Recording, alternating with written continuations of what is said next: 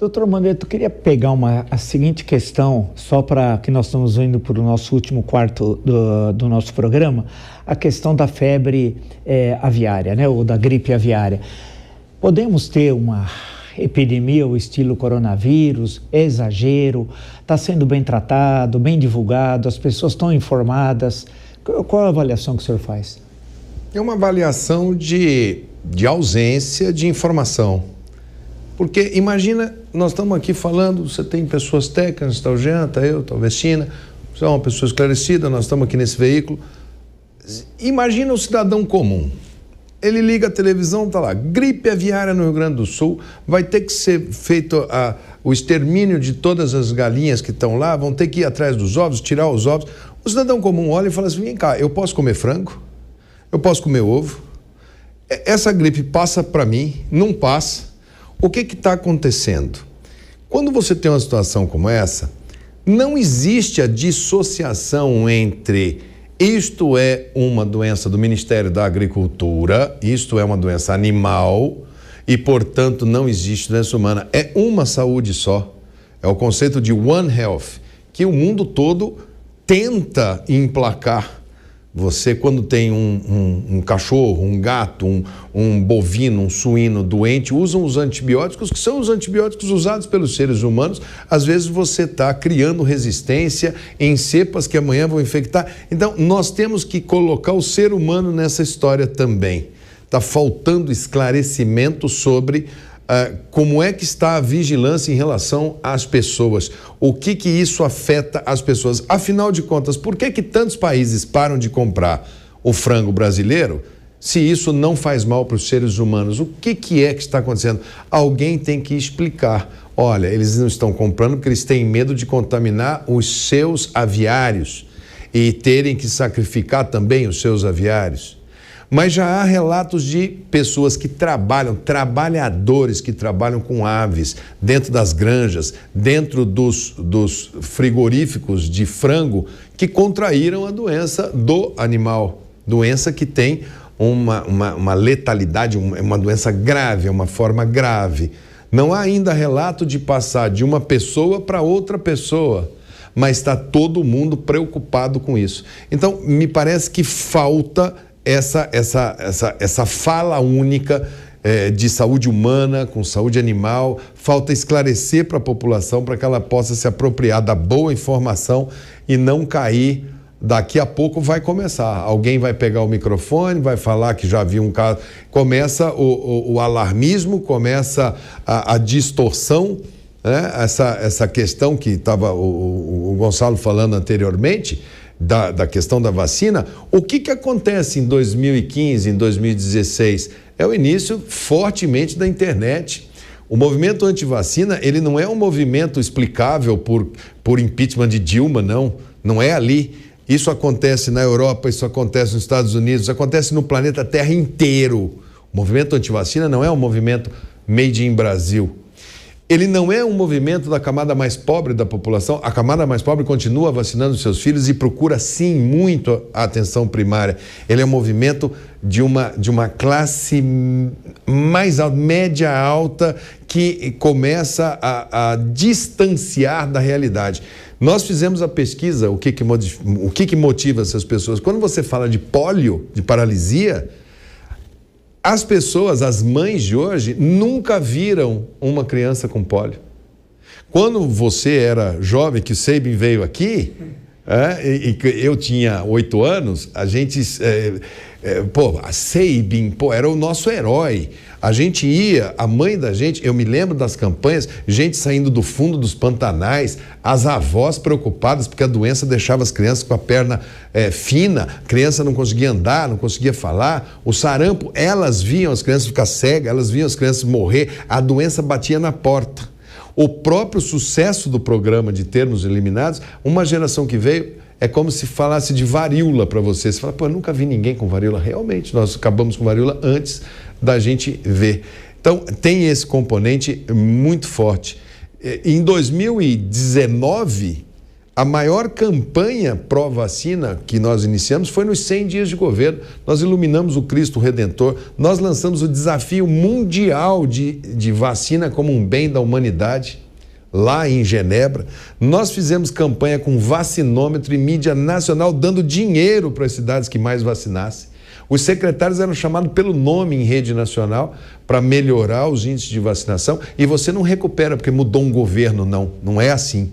Você recupera porque tem um somatório de esforços e que vão, no tempo, levando à recuperação pela doença. Então, é uma situação na gripe aviária de falta de informação. Isso está quase como assim, não vamos falar disso porque tem muitas implicações econômicas. É como se falasse assim, olha, já acabou, vamos embora, toca o barco. Mas a vigilância precisa ser... Nós chamamos na época, era Wanderson, era o secretário nacional de vigilância, nós chamamos na época, era a governadora em exercício de Santa Catarina.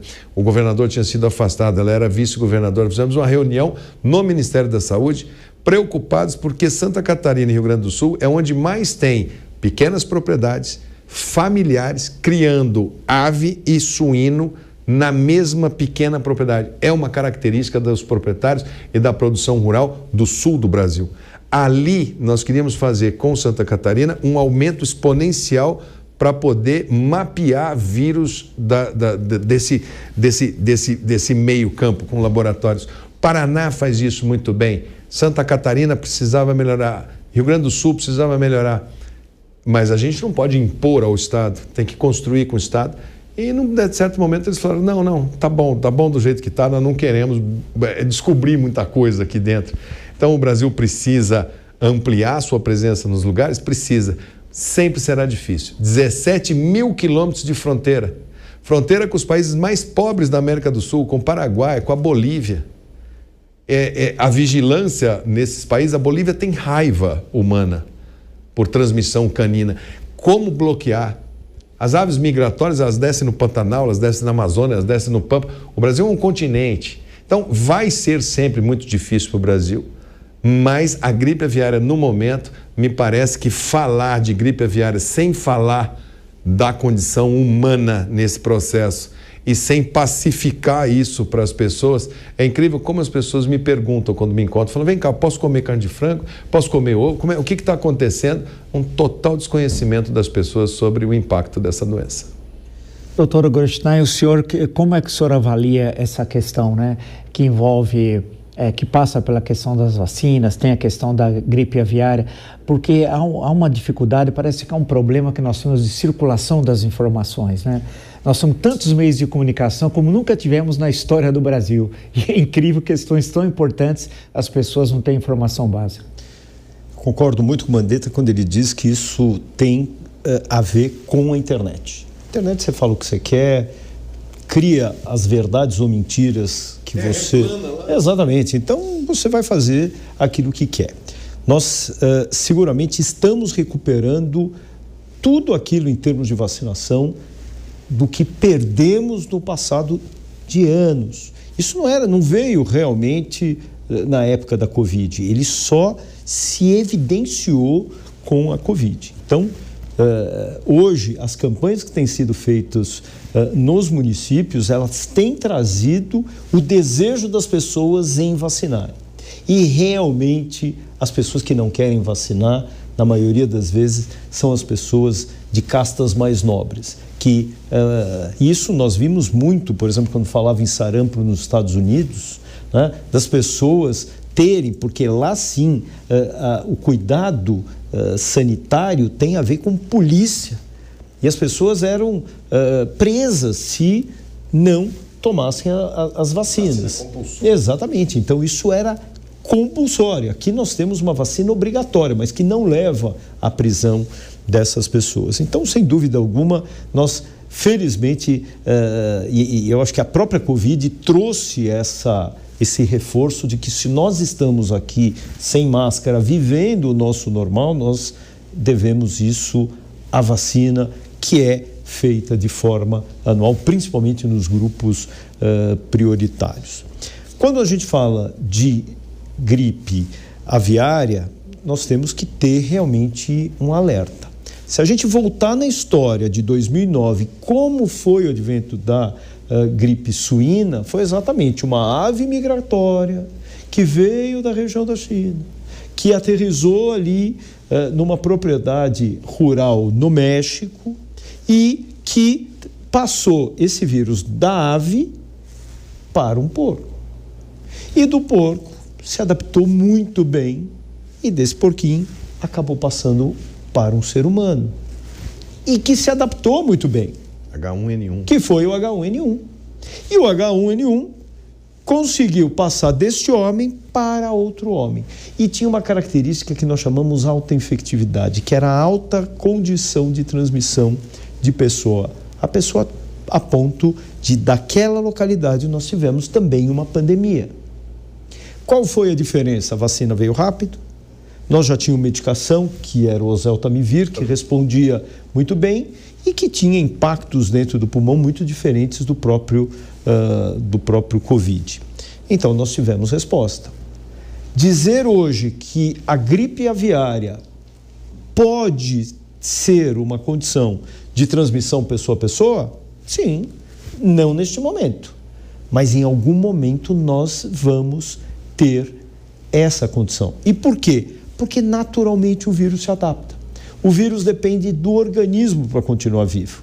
E dessa maneira ele vai se adaptando. E quanto menos letal ele for, por exemplo, hoje ele tem o seu poder de letalidade de levar a uma doença mais grave. Mas se ele matar menos, ele vai viver mais. E aí ele vai conseguir transmitir de pessoa a pessoa. Isso é uma questão de tempo. Mas, por outro lado, ele também responde ao oseltamivir. Então, nós temos uma medicação para isso diferente do Covid. Nós temos já o desenvolvimento de vacinas. Vacinas que estão desenvolvidas, que são usadas hoje em aves, mas que podem ser adaptadas para os homens. Então, sem dúvida alguma, essa visão de história, é olhar para a história, o nosso passado e vislumbrar o futuro, daquilo que nós devemos fazer para garantir que nós devamos ter uma trajetória diferente do que nós tivemos.